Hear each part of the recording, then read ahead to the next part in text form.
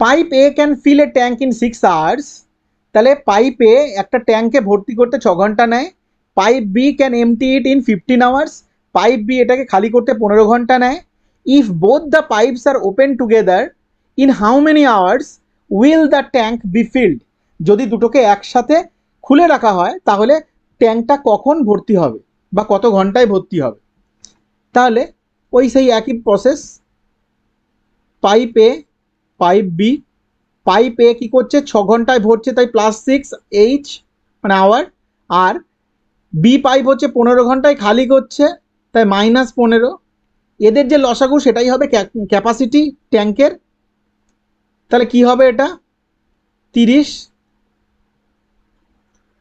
তাহলে এফিসিয়েন্সি কি হবে, এ পাইপের এফিসিয়েন্সি 30কে 6 দিয়ে ভাগ করো +5 লিটার পার আওয়ার, আর এটার ক্ষেত্রে কি হবে -2 লিটার পার আওয়ার, মানে 15 দিয়ে ভাগ করো 30কে।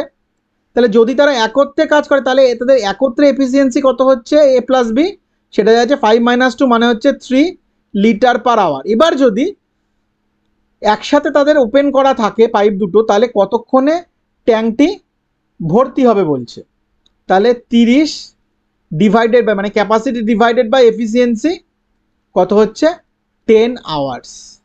তাহলে সঠিক উত্তর হয়ে যাচ্ছে আমাদের অপশান সি।